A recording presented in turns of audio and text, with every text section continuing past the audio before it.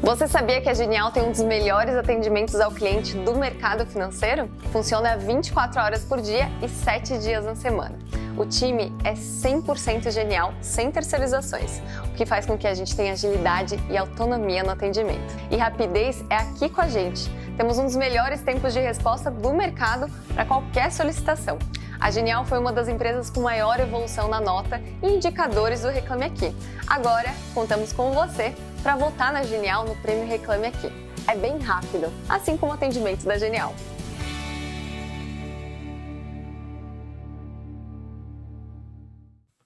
Fala aí, pessoal, sejam muito bem-vindos a mais um episódio do podcast Genial Analisa. Hoje estamos aqui para continuar, na verdade, um quadro que a gente começou no podcast há bastante tempo atrás, que era para trazer empresas de capital aberto para a gente conversar com os executivos, tirar as dúvidas, perguntar aqui as premissas, né, do como que a empresa pode crescer, obviamente até onde eles puderem responder.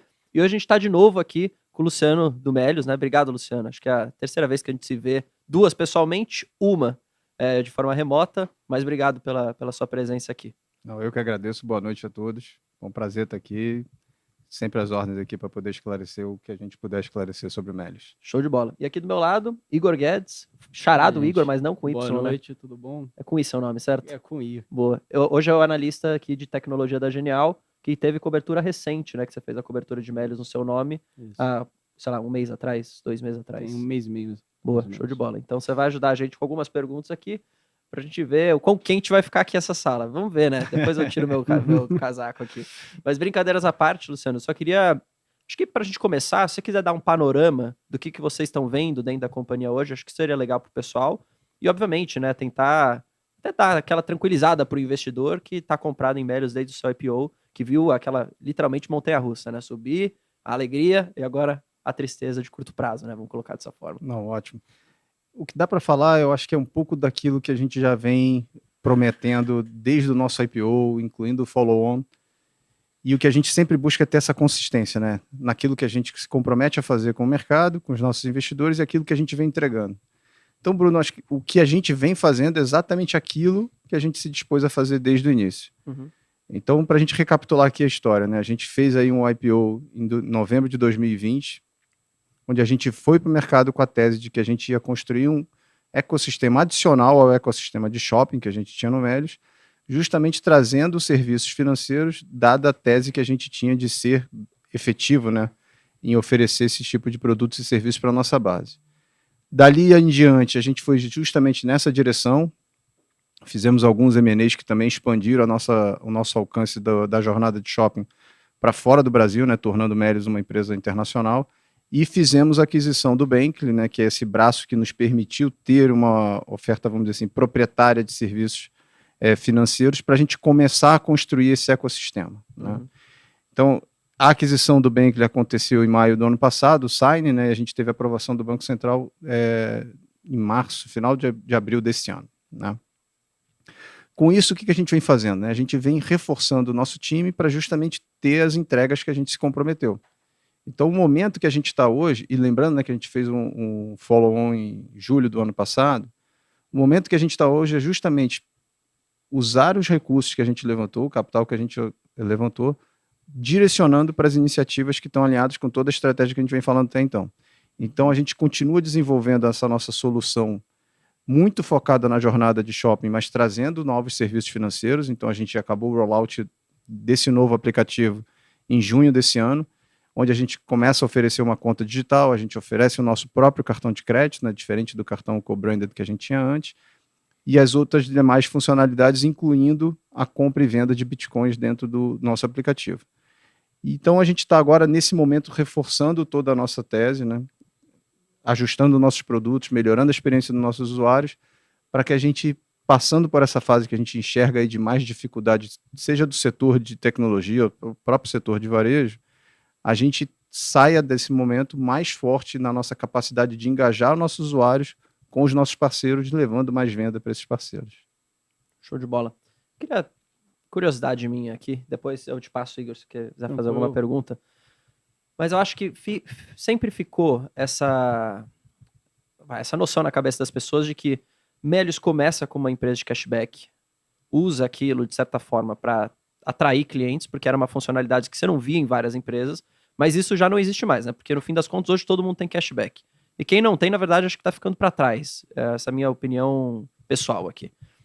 E aí, quando a gente olha para o futuro da empresa, assim, até onde você puder falar, a gente vai continuar vendo ainda essa noção do Melios ser esse conglomerado de shopping, que seria não só você achar um produto, você ganhar o cashback, você achar melhores condições, mas também usar toda a parte financeira ali do negócio, cartão, empréstimos. É isso que Melios quer criar ou, invariavelmente, em algum momento, vocês vão falar, olha, nós somos hoje o novo concorrente do Banco Inter, por exemplo? Pô, ótima pergunta, cara. Pegou na ferida aí. Eu até tirei meu a casaco pergunta é boa, aqui. cara. Pegou na Bem ferida. preparado. Cara, a resposta é a seguinte. O Melios vai continuar sendo um local focado na jornada de shopping dos nossos usuários para justamente alavancar cada vez mais tráfego qualificado e gerando vendas para os nossos parceiros. Uhum. Repara que em nenhum momento o Melios se posicionou como banco. A gente vai trazendo justamente esses novos serviços financeiros para promover um maior engajamento, para a gente entender melhor da nossa base de usuários, para aí sim a gente fazer as melhores ofertas. Então, a adição dessas features, ela é um meio para um fim específico, que é construir essa jornada de shopping. E é interessante que você falou o crescimento de base, usando cashback. Se você reparar, a gente vem ainda com ritmos fortes de crescimento de base, né? Uhum. Mesmo com a concorrência, mesmo com toda a dinâmica de mercado de outros competidores, a gente vem apresentando crescimento de base de compradores, né, e de novas contas no Melios na parte de shopping, bastante robusto se você compara com a dinâmica do mercado como um todo. Então, sim, você ainda vê a oportunidade da gente continuar crescendo com essa tese. E a gente acredita que isso vai ficar de forma mais perene. Por quê? O que a gente consegue levar e o que é o atrativo que a gente vem conseguindo trazer para o Melios é justamente essa assertividade. Seja do ponto de vista do nosso usuário, quando a gente coloca, sim, as melhores ofertas para ele, e a gente tem feito outras iniciativas para aumentar ainda mais essa percepção, como a gente é percebido pelos nossos usuários, pelos nossos parceiros, né, os lojistas, na capacidade de gerar esse tráfego. Então, imagina no momento que a gente está hoje, com o varejo mais machucado, fica mais importante, mais relevante você ser assertivo na tua alocação dos teus custos de marketing, por exemplo. Então, a gente vem atuando muito próximo dos parceiros para usar da forma mais inteligente a ferramenta que é o Melios para atrair o próximo comprador. Então, essa é a tese.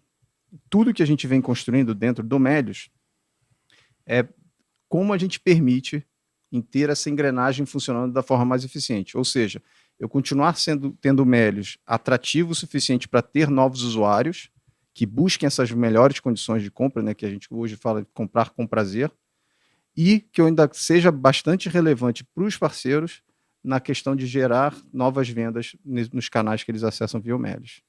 Essa estratégia de aquisição de cliente, então hoje eu vejo que pelo menos a estratégia ela é muito pautada em você criar esse ambiente. Ó, aqui você vai encontrar o melhor produto, aqui você vai ter um cashback, e aqui você vai ter uma conta digital, um cartão para usar isso tudo.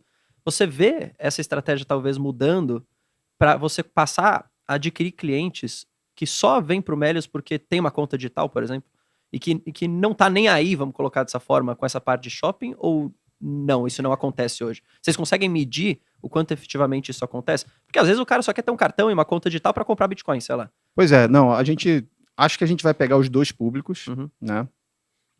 Eu entendo que pelo reconhecimento da marca do Melios, a tendência é que você venha muito mais focado na parte de shopping. Entendi. Mas sim, você sempre vai alcançar aquele público que às vezes começa testando porque ele quer um cartão ou porque ele quer uma conta e acaba descobrindo o restante do que o Melios tem a oferecer. A gente viu isso acontecendo, por exemplo, quando a gente lançou o cartão co-branded lá atrás, em março de 2019, né, que foi um momento onde a gente testou a hipótese da nossa capacidade de oferecer um produto como esse, e a gente começou sim a ver um tráfego de interesse vindo daquelas pessoas que estavam só interessadas no cartão, e aí a gente fazia o cross-sell. Aqui é o mesmo princípio, né? Então, você citou o Bitcoin. A gente pode sim pegar aquele cara que tem mais interesse em comprar Bitcoin e olha na nossa experiência, uma experiência super simples, fácil e sem atrito, e por isso ele vem e começa a conhecer o Melios. Nesse momento, para a gente é importante porque eu crio esse primeiro vínculo para oferecer o que a gente entende que é o foco dessa jornada de médios, que é o propósito do shopping. Mas repara que sempre o meu posicionamento foi focando nisso, né? E, obviamente, a qualidade do produto às vezes pode atrair simplesmente pelo uso da conta. Então, a experiência da conta, a facilidade de fazer um Pix, né? O fato também ali de ter a opção de ter o cashback, então vem na sequência. Entendi. Não, faz sentido. Quer fazer uma? Senão eu vou fazer. É, Eu tô pegando todo o tempo aqui. Te jogo agora. Vamos lá. Acho que até pegando nesse gancho sobre o co-branded, né? Como vocês estão partindo para a empreitada do cartão próprio, a gente está observando uma desaceleração do TPV do co-branded. E o que o management da companhia indica é que essa desaceleração do co-branded ela acaba causando uma retração da base de usuários ativos. Justamente por conta do que você falou, que a tendência é sempre você fazer o cross-sell, né? Então, se você está desacelerando um cartão que já tinha uma base de usuários daquele cartão, a tendência é que você consiga capturar uma base menor de cross-sell aí, e por isso a base de usuários ativos ela retrai um pouco. Porém, a gente observou aí no segundo TRI que, deixa eu pegar um número aqui, a gente teve uma retração de menos 20% na recorrência de compras de novos usuários. Na minha avaliação, isso acaba também afetando o número de bases de usuários ativos. Queria que você desse uma cor aí pra gente de como é que você faz a leitura disso. Não, vamos lá. Só separar alguns pontos, né? Primeiro, sobre a dinâmica da base de usuários ativos, né? Quando você olha ali o conceito que a gente considera de usuários ativos, é todo aquele usuário que gerou alguma ação dentro do ambiente do Melios que gera valor para a companhia. Então, seja pela indicação de um amigo, seja por uma compra, ele acessa o app, ou ele pedia um cartão na época, né? Ou faz qualquer outra atividade dentro do nosso aplicativo. Quando a gente compara períodos onde o número de abertura de solicitação de cartões era muito alto, isso traz um viés, né, para essa dinâmica do número de usuários ativos, porque a gente despriorizou, né, o produto antigo que a gente tinha pelo produto novo, e é um produto novo que está rampando super bem, ele está indo até melhor do que a gente espera, do que a gente esperava. Óbvio que a gente está muito consciente que o momento agora, dado que a gente está alocando o nosso próprio balanço, tem que ter cuidado, mas mesmo assim a performance tem sido super boa, a gente tem visto a inadimplência muitíssimo baixa e volumes pegando tração, sabe? Tem crescido assim exponencialmente nas últimas semanas, inclusive. Então tem esse efeito aí mais de diferença, né, de comportamento na nossa ação, principalmente de crescimento de base, de aquisição de novos clientes, que se refletiu no número de usuários ativos. Quando a gente fala de compradores, né, na verdade a dinâmica que a gente apresentou foi a seguinte: o número de novos compradores em relação ao período que a gente tinha no passado reduziu. O que foi interessante disso? Primeiro que isso é um efeito da nossa redução do nosso despesa de marketing, né? Por quê? A gente vinha mais agressivo. Acho que o Bruno vai se recordar, na época, uma vez que a gente falou, o ciclo ali final de 21 foi um ciclo muito forte de crescimento de base, porque a gente justamente, já prevendo que a gente ia trazer esse ecossistema novo de serviços financeiros, para a gente focar mais no cross-sell, na base que a gente construiu.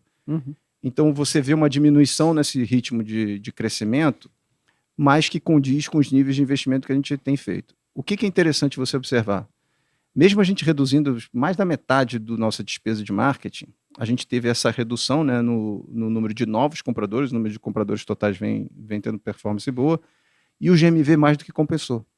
Então, o que quer dizer? Com menos recursos, a gente foi capaz de trazer um público novo, comprador, mais qualificado em relação àquele mix que a gente vinha trazendo antes.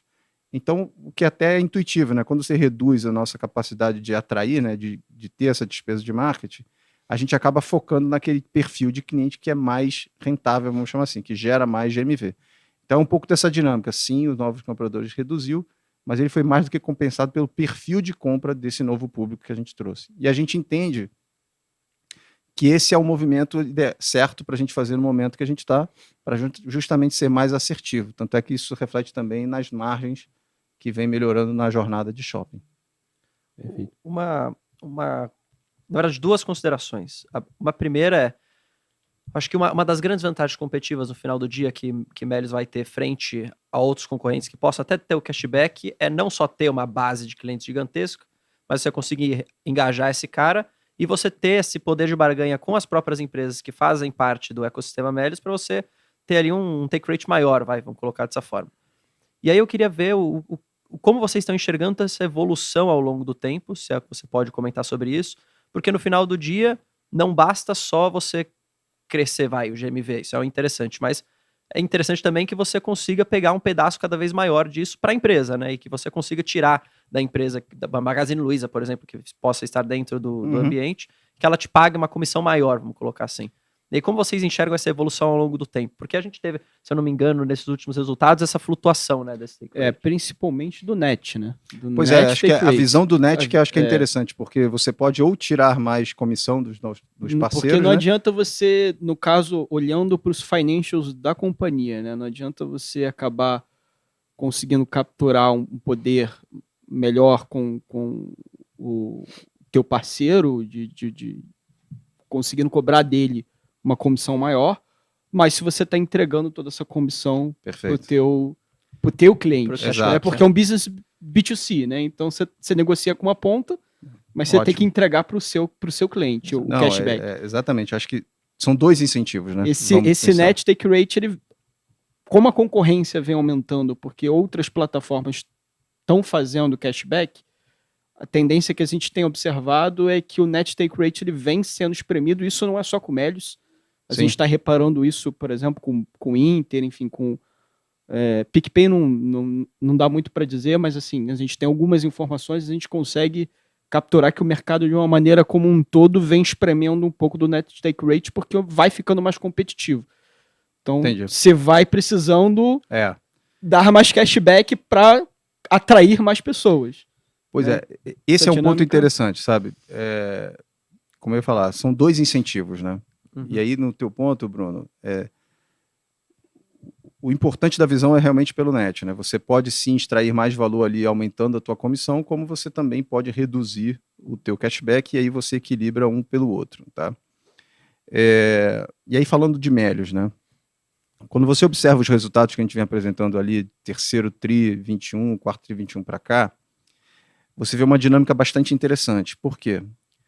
No momento que a gente tinha um mercado mais, vamos dizer assim, mais competitivo, onde não só players de afiliados como o Melios estavam mais fortes, né, em termos de agressividade de campanhas, como o próprio setor do varejo também estava mais agressivo, você via sim uma compressão de net take. Só que essa compressão de net take, ela veio junto com o aumento de comissão, principalmente quando você olha números ali gerenciais que a gente reporta de quarto TRI. Esse foi um momento chave para a gente, porque a gente usou as duas ferramentas, seja a parte do cashback em si, quanto as nossas estratégias de marketing, para justamente transitar aquele período, trazendo o maior número de compradores que a gente poderia ter e de novas contas abertas. E aí sim a gente fez essa estratégia de repassar mais parte da comissão que a gente aumentou para o nosso usuário final. Quando você entra em 2022, essa dinâmica começa a mudar. A gente ainda comparando primeiro TRI contra primeiro TRI, a gente conseguiu, mesmo melhorando a comissão, reduzir o cashback e melhorar o net take. Por quê? A gente começou a ser mais assertivo. E aí eu acho que é uma das fortalezas que a gente tem no Melios, e aí você falou parte de diferencial estratégico, etc. Acho que tem uma parte que é muito do reconhecimento da nossa marca, mas tem muito de um recurso que a gente tem nosso, né? Que naquele livro dos powers de estratégia fala, do Corner Resource, que é o conhecimento que a gente tem da nossa base, como a gente trabalha a informação dessa base para construir as campanhas que a gente constrói. Então, baseado nos dados que a gente tem, nos testes que a gente foi fazendo, a gente foi conseguindo, sim, melhorar na margem a comissão e melhorar o net take rate também. E trazendo o GMV que a gente vem trazendo. Então, é uma dinâmica que às vezes pode parecer contraintuitiva, mas agora é o momento que a gente está conseguindo ser mais eficiente, né? E muito da concorrência hoje chega num trade-off, que é, cara, a gente precisa crescer, mas eu também preciso ter uma sustentabilidade do negócio. Então, tem práticas que a gente, por exemplo, via antes, que a gente acha muito difícil se repetirem agora. Por quê? Porque o mercado mudou, né? Hoje você ouve de várias outras empresas, e nós somos uma das que fala isso também, que a gente está muito mais conservador em relação à alocação dos nossos recursos. A nossa vantagem, pelo menos do ponto que eu posso falar aqui do Melius, é que a gente sempre foi assim. A gente sempre foi acostumado a lidar com momentos onde a gente precisa ser mais eficiente. Tanto é que você repara no nosso release de resultados, a gente já começa a dar uma indicação de quando que a gente pretende chegar no break-even. Né? A gente está mirando ali primeiro semestre do ano que vem. A gente já tem aqui medidas que a gente vai atuando dentro da nossa operação para praticamente zerar a nossa queima de caixa. E já tem uma perspectiva muito positiva de como a gente roda nessa esteira. Então, tem essa nossa capacidade de se adaptar ao mercado, continuando sendo relevante, seja para os nossos usuários, como eu falei antes, seja para os parceiros, onde nesse momento também eles estão brigando, né, pelaquela venda incremental. Sobre o... Senão, mano. Acho que os dois aqui tem vários. Vai lá, manda aí, que depois eu falo. Sobre esse detalhe do break-even, que eu acho que é um ponto bem interessante, que, assim, não sei, principalmente quem está assistindo, quanto as pessoas acabam conhecendo de teses em geral, growth, mas é natural que uma empresa de tecnologia de crescimento, você tem o seu trade-off de curto prazo ali, de margem pressionada, de resultado financeiramente ruim, assim, enfim, não é para quem realmente trabalha com isso e cobre o setor, sabe que acaba sendo uma dinâmica normal para esse tipo de empresa, né? Então você está mirando muito mais uma estratégia de longo prazo em detrimento de um curto prazo um pouco mais fraco. Sim. Né? É normal. Então, saber quando você vai fazer o break-even, eu acho que é um ponto fundamental. Eu queria entender como é que o Bankly hoje ele consegue contribuir para esse break-even em 2023. Claro. Pô, ótima pergunta, Igor. Pensa o seguinte, o que é importante nessa fala que eu estou trazendo aqui para vocês? É que o atingir o break-even, ele passa por uma disciplina na forma como a gente roda a nossa operação, certo? O que essa disciplina traz? Essa disciplina traz, por exemplo, maior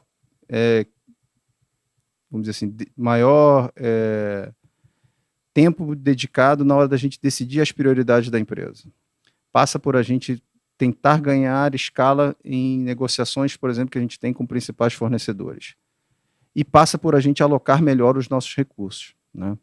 Então, parte do que a gente está fazendo hoje é controlar a operação para que a gente atinja esse break-even e que a gente mantenha os esforços naquilo que a gente acredita que vai continuar sendo o diferencial da empresa, seja no Melius ou no Bankly, como você trouxe. Como é que o Bankly, indo na tua pergunta, contribui com isso? O Bankly está nessa mesma agenda que a gente vem fazendo no Melius, então tudo isso que eu venho falando para vocês é uma visão de grupo, né, Cash 3.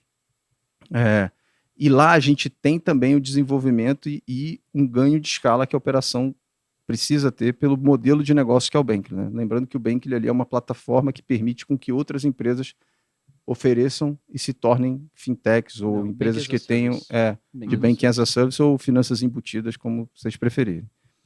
Então, nessa forma de contribuição, o que a gente enxerga do Bankly? Ele justamente crescendo, né, ganhando escala à medida que o negócio também vai ganhando mais visibilidade e a gente consegue trazer mais parceiros.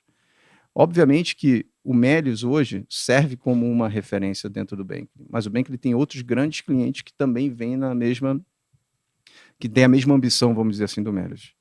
Então, a gente tem vários outros clientes, tem cliente ligado a empresas de utilities, a gente lançou também banco para influenciador, através do Bankly, do Carlinhos Maia, o Girabank. Então, você vê que tem várias outras formas da gente atacar esse mercado, seja de players mais óbvios, que faz mais a ligação direta, né, com o tema de ter serviços financeiros, ou com outros targets não tão óbvios assim. Então, aqui é um tema de escala no Bankly, né? A gente entende que aqui, ganhando escala, isso, ao invés de ser um centro de custo ou um detrator, vamos dizer assim, dessa parte do break-even, ele passa a ser um contribuidor para a gente chegar no break-even que a gente espera. E isso a gente está no caminho, mesmo target que a gente tem para Melius, a gente enxerga ali para o Bankly para estar no break-even já no primeiro semestre do ano que vem.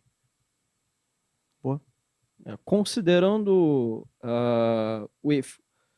assim, para um break-even em 2023, considerando que para vocês estarem fazendo o cartão próprio, vocês estão montando uma operação com FDIC e, de certa forma, vocês têm um custo de funding elevado, que é natural, porque como vocês estão começando a estrutura de motor de crédito atualmente, é normal que esse custo de funding ele comece alto e à medida que você vai tendo expertise em fazer a gestão, em definir score de crédito, você vai conseguindo baixar esse custo de funding, mas ele, no momento, ele está alto e a Selic, apesar da gente já estar vendo, né, primeiros sinais aí de arrefecimento, né, provável fim do ciclo de alta de juros, mas a tendência é principalmente com o Fed ainda acelerando os juros nos Estados Unidos, a gente deve ver uma manutenção pelo menos de 13,75 durante algum tempo de 2023.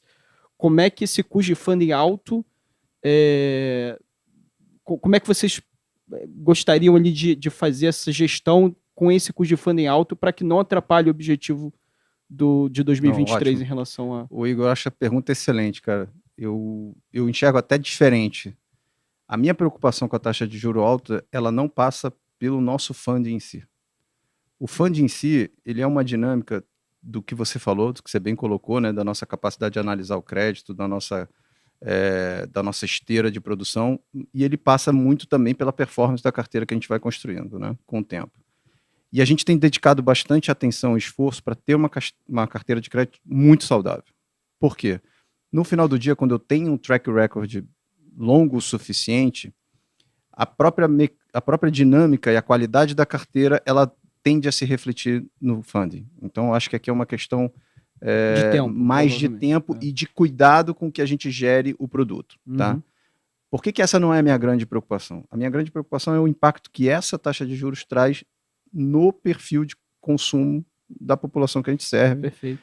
Como essa taxa de juros influencia no setor de varejo que a gente está mais exposto e, obviamente, todo o contexto macro que a gente está inserido, que está refletindo, por exemplo, no valuation de várias empresas, e o Melius não passa ao largo disso. Então, isso me preocuparia mais pensando numa operação que está começando agora. Agora, quando a gente está em contexto, né, olhando para o nosso balanço, olhando para a qualidade da gestão que a gente está colocando, que eu reforcei aqui da eficiência, a Selic está até contribuindo, porque a gente tem uma posição de caixa bastante robusta, e a gente está conseguindo sim reduzir a queima de caixa da operação, mirando esse break-even no ano que vem. Então, repara que as componentes estão alinhadas com o momento que a gente está hoje. Então, a gente não pode perder vista de ter uma qualidade de crédito muito boa, que me permita, no momento certo, acessar um funding mais barato. Não tenho que abrir mão de ter a melhor rentabilidade possível sobre o meu capital, e aí eu sempre tenho que comparar esse custo de oportunidade com as diferentes alternativas que a gente tem dentro da empresa, como eu também tenho que operar mais eficiente, né? Então, o que é operar mais eficiente? É ter alocação de recursos da melhor forma possível, a gente não ter desperdício em relação a uma negociação com o fornecedor, ou seja, sempre traz a visão de grupo, onde a gente consegue ganhar escala e ter melhores condições, ou quando a gente não tem algo a priorizar, descontinua aquela ação e foca em outras. Lembrando que a gente está com uma turma aqui, tanto no Melius quanto no Bankley, desenvolvendo os produtos que a gente vai lançar e produtos que foram lançados há pouco tempo que ainda não estão contribuindo de forma, vamos dizer assim, relevante na receita que a gente tem. E aí, falando muito aqui de Brasil, sem contar os esforços que a gente está fazendo lá fora, né? Então, a gente está muito animado. Por quê? Por mais que seja desafiador entregar esse break-even no ano que vem, a gente tem todas as condições que a gente precisa para chegar lá, né? Então, independente do momento do mercado. Então, isso nos dá ânimo, porque crescemos o nosso time com qualidade, a gente manteve o padrão de execução que a gente sempre teve no Melius, quando tinha 100 e poucas pessoas, para o padrão que a gente tem agora com mais de 1.000 no grupo. E as entregas estão vindo de forma consistente e na cadência que a gente precisava, né? Então, agora a gente está nesse momento, né, aproveitando que o mercado não está tão aquecido, para a gente realmente focar, seja no cross-sell, seja na melhoria da nossa base, seja na qualidade dos produtos que a gente está fazendo e dessa agenda de crédito, seja na qualidade da operação que o Bankley está construindo para alavancar cada vez mais outros players. Então, para a gente está numa situação que a gente está bastante animado, sabe do desafio, mas a gente não está achando que é para se desanimar, não. A gente quer realmente estar aqui com sangue no olho. Conseguir entregar esse break-even no começo do ano que vem, acho que pode ser uma das razões do mercado talvez ficar com um olhar menos pesado em cima da empresa. Porque eu acho que uma das coisas que pode trazer essa sensação de maior risco é num cenário mais conturbado como a gente vê hoje, que o acesso a capital ficou mais difícil, que não é igual a gente tinha no começo com essa onda de IPOs que a gente teve com aqui. certeza. E de uma empresa que ainda continua queimando caixa, continua dando prejuízo. Então, acho que entregar isso talvez possa ser um momento do mercado olhar e falar assim, agora vamos com mais calma. Agora acho que parte do risco pode ter saído, né? Pode ter passado. Mas eu vou além disso. Acho que uma das estratégias do Melius desde o começo, pelo menos a gente viu isso depois do IPO, foi muita aquisição, né? De muita empresa. Isso ajudou não só a crescer a base de cliente, mas também trazer tecnologia, produtos novos que, no fim das contas, te faz crescer mais rápido todo esse cross-sell, toda essa base que vocês estão colocando. A pergunta que fica para mim é, como que a gente pode olhar como investidor, como acionista, para esse ponto específico para o futuro? Porque agora, de novo, a gente tem um cenário mais conturbado, a gente tem um cenário onde o acesso ao capital não é tão fácil, a empresa precisa controlar a caixa, né, para não ficar sem caixa no final do dia, mas ao mesmo tempo você pode estar abrindo mão de, num ambiente como agora, encontrar muita empresa boa, muito barata em termos de valuation, que poderiam ajudar a empresa a continuar crescendo ainda mais. Então, até onde vocês estão balizando isso para falar, às vezes vale aqui uma aquisição ou não, a gente não está mais olhando para isso, a gente está trabalhando com o que a gente tem. Como que fica esse ambiente? O ambiente ele já vem mudando, já tem um tempo, né? Não é algo recente, né? Você vê aí o ano inteiro de 2022 ele tem trazido esse tipo de dinâmica e reflexão. Eu costumo falar que M&A é algo que você tem que estar sempre olhando, né? Porque às vezes tem oportunidades, sim, né? E às vezes você está ali aprendendo e observando algo que às vezes pode até te dar um insight para fazer algo diferente, até por conta de forma mais orgânica e não necessariamente nesse movimento de M&A. Então, resumindo a resposta, Bruno, para você, é o seguinte: a gente continua olhando, a gente continua dedicando parte do nosso tempo para ver oportunidades como essa, mas a gente enxerga que o nosso grande desafio agora está naquilo que a gente já trouxe para dentro do Melius e aquilo que a gente veio e vem aprendendo com essas aquisições, seja de produtos que a gente já tinha, né, nessas empresas, né? Então pega, por exemplo, o Alter que a gente adquiriu, a gente já está aqui praticamente pronto para lançar o CryptoBack no cartão, como outras features que a gente vem aprendendo em relação ao que a gente tem das aquisições que a gente fez. Então, tem Alter, tem Promobit, tem vários outros exemplos aqui que a gente pode trazer. Então, o momento está mais para a gente endereçar essas oportunidades que a gente já tem dentro de casa do que a gente pesar muito para a oportunidade que vem através do M&A. Não quer dizer que a gente está fechado, que a gente não está olhando. Acho que faz parte da dinâmica você conversar e estar aberto. É que nem eu costumo falar na parte de funding, Igor, que é sempre bom você falar de funding, momentos bons e ruins. Porque se você deixar para falar de funding só na hora que você precisa, você acaba tendo um problema. Então, eu acredito mais que você tem que estar sempre aberto, sempre falando para poder ter o capital ou ter uma oportunidade no momento certo. Boa, faz sentido. Antes de passar a palavra, Igor, só queria pedir pro pessoal deixar aqui o like, por favor, deixa um like, isso ajuda pra caramba aqui, não só o programa, mas também o canal da Genial a crescer. Se tiver alguma dúvida, use aqui o chat também, que a gente pode trazer uma pergunta sua. Mas vai, manda bala. Assim, quando eu fiz o Assuming Coverage aqui, o relatório para assumir a cobertura, eu estudando sobre a empresa, o meu olhar sobre a empresa foi que, e entendo perfeitamente que a empresa ela não quer ter um label de banco, e eu entendo o porquê, porque não é o core, não nasceu com esse propósito, mas diante do rumo que o mercado como um todo está tomando, principalmente de plataformas de cashback, que hoje são compartilhadas com serviços financeiros, o que você entende que mais contribui, olhando para as margens da companhia, o que mais contribui para você atingir esse break-even e para você ter margens mais saudáveis no longo prazo? A vertical de shoppings ou seria a vertical de serviços financeiros? Eu entendo que há o jogo entre cross-sell. Você precisa meio que elas são concomitantemente assim, ajustadas para que você necessite das duas para ter esse break-even, essa rampagem. Mas O break-even e a rampagem, ela vem justamente dessa reversão da mecânica de custo e receita que você vê dos serviços financeiros, né? Porque toda a jornada de shopping ela já é positiva, né? Então ela já contribui de forma positiva. Então o que a gente está fazendo e os investimentos que a gente vem trazendo para a parte de serviços financeiros é que tem levado a gente a ficar nessa posição de consumir caixa durante a operação. Aqui é importante, Igor, fazer um paralelo com o ponto que você falou antes, dos ciclos, né, da empresa, né? A gente experimentou esse ciclo de crescimento, né? O que a gente está vendo hoje é parte desse ciclo. Se você reparar, quando a gente fez o nosso IPO em 2020, a gente vinha de um final de um outro ciclo de crescimento que a empresa experimentou entre 17 e 20, onde a gente fez um movimento semelhante, não nas mesmas proporções, de crescimento de time, de desenvolvimento de novas features, etc. Então a gente saiu também de um resultado negativo no bottom line da companhia para um resultado positivo com margem EBITDA de mais de 20% quando a gente foi para o nosso IPO. Então a gente acredita que a gente consegue replicar esse ciclo também, tá? Então tem a parte do investimento que a gente vem fazendo. Então o nosso time a gente reforçou tanto para o shopping, mas principalmente para a parte de serviços financeiros, que é óbvio. E esse vai ser o produto que vai fazer essa diferença, né, para a gente atingir o break-even de forma mais curta, tá?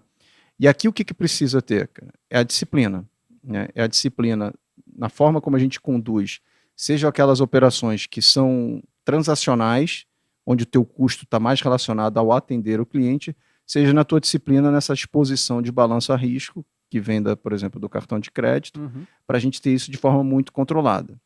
O que a tese por trás disso sustenta?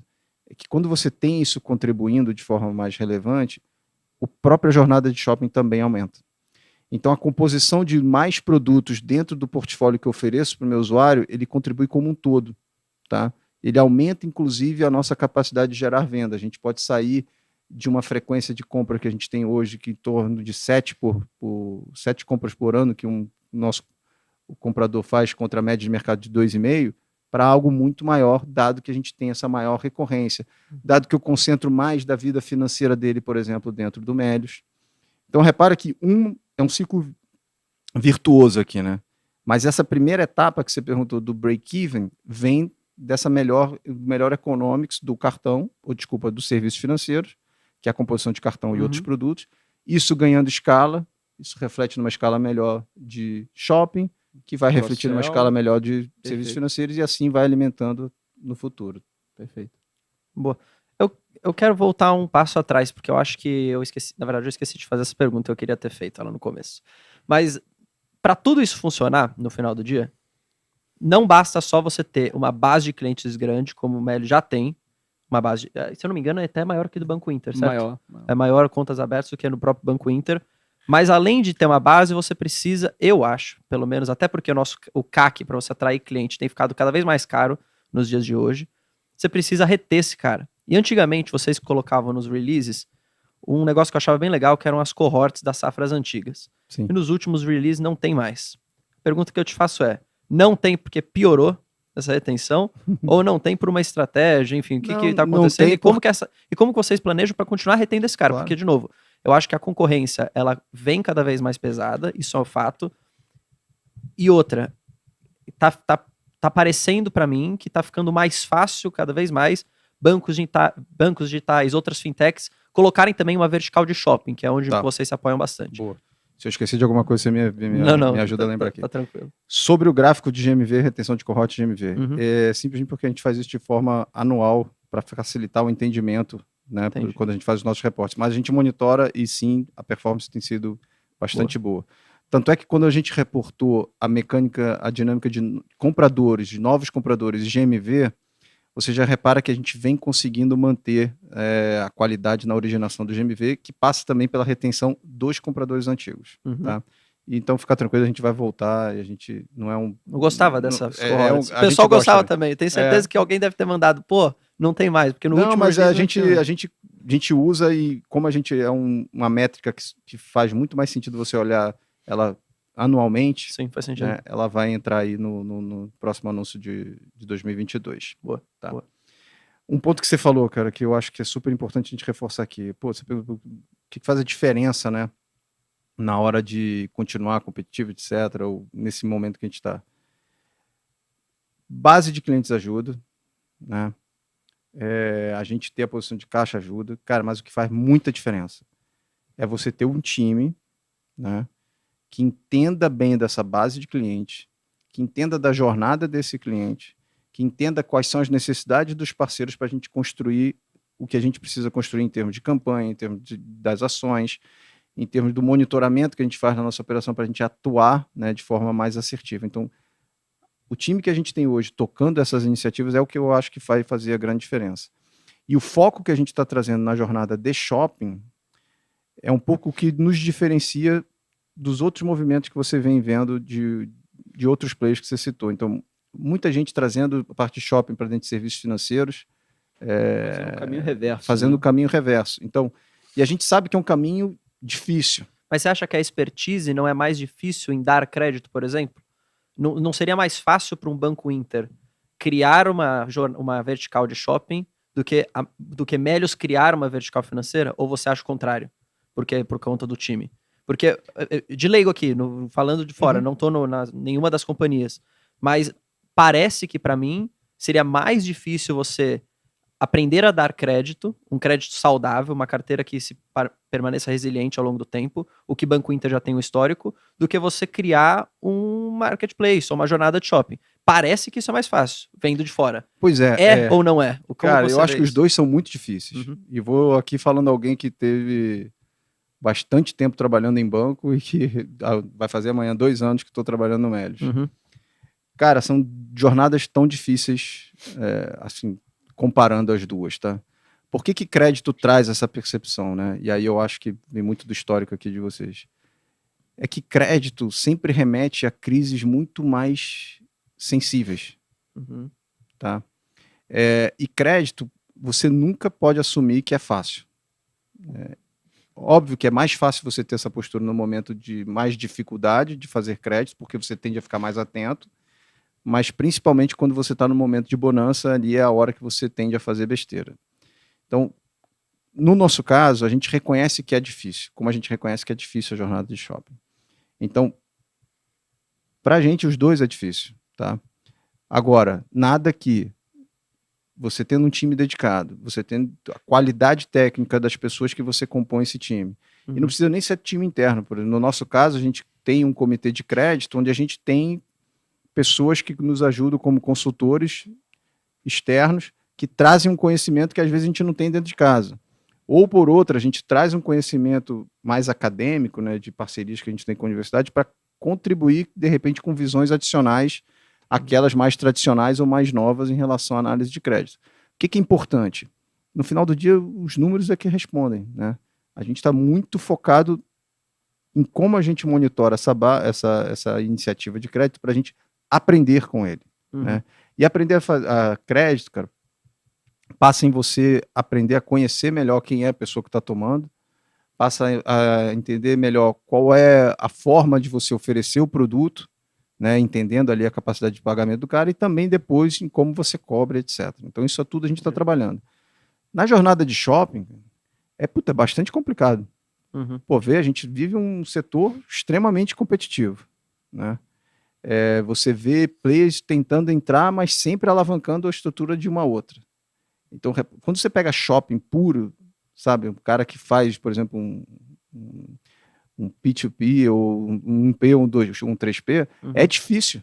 Não é todo mundo que faz isso. A gente não tem vários players destacados que fazem isso. Inclusive, vale a pena mencionar aqui até os cross-border, de Shopee, por exemplo, que tem estratégias assim, super agressivas, mas não são rentáveis. Né? Então, eu concordo com você que, assim, às vezes, olhando de fora, quem não conhece do business, pode se enganar aí achando que dar crédito, eventualmente, é muito mais difícil do que quer um exemplo? Uma vertical de shoppings. Né? Quer um exemplo? Eu sei que não é bem assim. Quando a gente estava no IPO, cara, eu cansava de ouvir, cara, dar cashback é fácil. Dar cashback é fácil. Não, cara, você ganha uma comissão, passa uma parte pro teu usuário e tá feito. Cara, isso é só uma pontinha do iceberg. Se fosse tão fácil assim, cara, tava um monte de gente ainda aqui falando com vocês, falando sobre isso, e você pode ver que de lá para cá teve um boom muito grande, mas pouca gente com o modelo de negócio do que a gente realmente faz hoje no Melios tá aqui para contar a história. Então a gente viu isso acontecendo antes e a gente vê que o mercado é difícil, cara. Então, pô, seja para crédito, seja para shopping, cara, é difícil. Não é fácil. Agora, não é por causa disso que a gente não vai fazer, né? Então a gente se prepara, a gente tenta fazer o melhor que a gente pode, eu acho particularmente que a gente está indo muito bem, né? Porque a gente tomou os cuidados devidos para a gente não fazer nenhuma loucura ou correr mais do que a gente consegue andar, sabe? A gente respeitou as nossas limitações e agora a gente está colhendo os frutos. Então, em breve, eu acho que a gente vai ter condições de botar isso mais claro nos nossos resultados, do quanto que a gente está ganhando pelo fato da gente ter decidido ir mais devagar, ser mais consistente nas entregas, né, e na análise que a gente vem fazendo, para aí sim a gente acelerar o produto no momento mais propício. Inclusive, eu acho que utilizando essa frase que você falou agora de colher frutos, assim, uma coisa que acabou, acho que, pegando o mercado como um todo por surpresa, assim, em relação ao resultado do segundo TRI, é que houve ali alguns ajustes não recorrentes que foram feitos, e eu acho que tiveram dois fatores principais, né? O Bankly, o que é normal quando você quando você incorpora o resultado de uma empresa adquirida, há sempre algum ajuste não recorrente que você precisa fazer. Do ponto de vista de top line, eu acho que foi bastante robusto, porque acho que foi um mês só, não foi isso? De foi só um mês que entrou isso. Um mês de consolidação e já deu um impacto em termos de receita, já deu uma boa contribuição, pensando que foi um mês só. Então, acho que assim, a tendência é isso para frente, na hora que normalizar dentro de um TRI completo e com a rampagem, eu acho que ajuda bastante a companhia a chegar no break-even, como você comentou. Mas do ponto de vista ali da parte de ajustes em relação às despesas, vocês circularam ali pela parte de despesas com o pessoal os stock options que já estavam posicionados no balanço, a custo de aquisição, né, das ações quando as ações de tesouraria. Quando as ações estavam em um patamar muito mais alto do que estão hoje. E você, como você tem um programa de partnership, de efetivar o seu funcionário como sócio, vocês circularam boa parte desse valor que já estava em balanço em tesouraria e circularam ali pela DRE, o que prejudicou a margem da companhia ali nesse TRI. Sei que é um ajuste não recorrente, que vocês já tinham se posicionado no balanço e fizeram a retirada agora, circulando pelo resultado. Porém, o que me chamou um pouco de atenção é que, assim, antes de você atingir o break-even, você já está aí com, salvo engano, com 27% da sua base de funcionários como sócio. Se eu não me engano, esse é o dado, tá? Um pouco menos. Mas... Ou um pouco menos, pode ser, mas eu acho que era em torno de 20 ou 20 alguma coisa. Assim, eu queria entender um pouco sobre a política de partnership, porque, principalmente olhando aqui do mercado financeiro, a gente sabe que bônus é normal, assim, ajuda bastante ao engajamento do colaborador, enfim, entregar um resultado melhor, pensando que ele tem uma remuneração variável ou ele tem um trigger em relação à parte de opção de ações. Porém, talvez fosse, né, uma jogada mais segura começar a bonificar dessa forma pós-break-even. Entendi. Então, eu queria entender, isso é do ponto de vista do acionista, tá? Então, eu queria entender do ponto de vista da empresa, como é que vocês enxergam isso? Ótima pergunta e acho que é a oportunidade para esclarecer melhor o que a gente acabou reportando. Foi um valor de um pouco mais de 10 milhões, né, de reais que a gente reportou. Ele basicamente foi um efeito contábil de você tirar ações em tesouraria, que você carregou a valor de aquisição, para entregar para os funcionários, né, que são elegíveis ao programa de stock options. Tá? Ele não foi necessariamente o stock option. Então, a gente pegou uma circunstância que, inclusive, a gente tinha que enquadrar essa posição de tesouraria, né? E a gente decidiu por pegar e usar dentro do rol de entrega, né, de ações que a gente ia ter para os nossos funcionários. Então, esse foi realmente um movimento extraordinário que ele não vai mais se repetir, porque a gente nem tem mais ações em tesouraria para fazer isso. Outra coisa, Igor, é como a gente usa o programa de stock options para alinhar os incentivos de longo prazo que a gente tem dentro da companhia.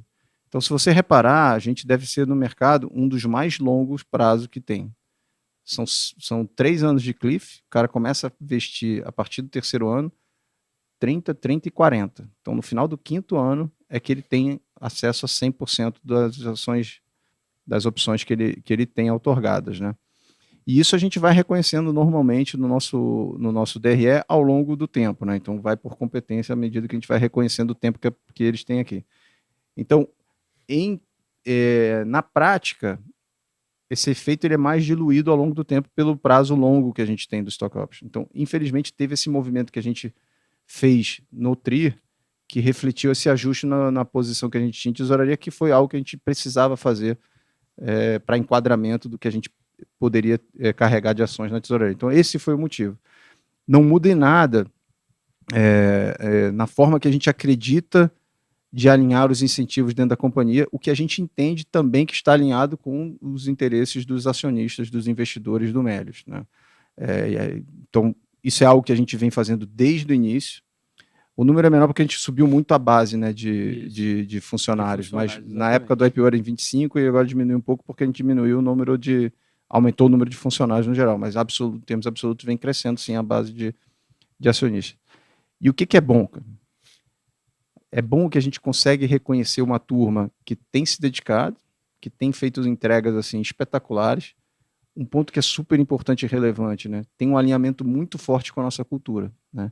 E lembrando algo que a gente falava muito no IPO e falamos bastante no follow-on, independente do nosso posicionamento, independente de como a gente vê a concorrência, ou que o mercado tá atuando, a gente quer manter sempre 3 pilares dentro da companhia, né? Ser um time fora da curva, com espírito de dono, com essa questão dos sócios e com uma cultura forte, né, numa empresa de tecnologia. Então, isso para a gente é o principal. E a ferramenta que a gente usa para ter parte desses alinhamentos é o próprio Stock Option. Perfeito. Boa. Tem uma última pergunta?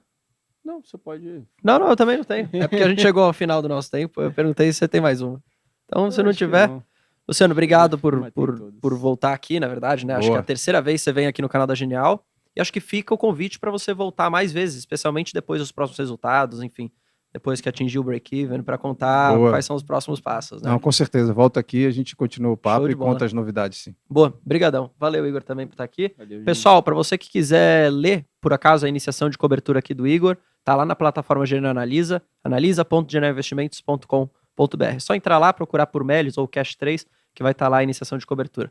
Tem alguma dúvida depois, só colocar aqui nos comentários, mandar para o próprio RI, né, que também podem entrar em contato. Pode entrar em contato. ri@melius.com.br. Show de bola. Para vocês verem como, de fato, aqui o negócio é bem democrático. Então, obrigado, Luciano. Valeu, Igor. Pessoal, valeu. Até o próximo episódio. Fui. A Genial foi indicada ao prêmio Reclame Aqui. Isso é um grande reconhecimento para as empresas que mais respeitam, valorizam e oferecem atendimento de excelência aos seus clientes. E por isso, a gente pede o seu voto para conquistar esse prêmio. É bem rápido, basta clicar no link